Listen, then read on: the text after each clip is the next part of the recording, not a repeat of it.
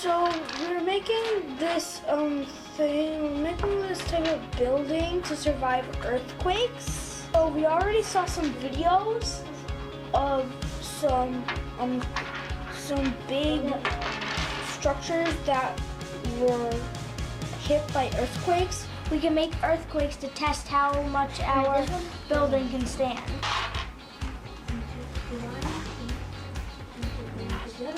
Got it. I'll read. So step one is stretch or board. Make sure the rubber bands are close. This one.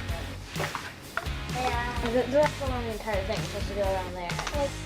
The houses, so we folded parts, me and Nathaniel, so we folded parts and made this. Gage came up with some so he was the one who came up with this tape part.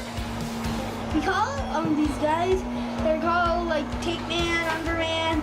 We made these guys up when we were working on our bridges.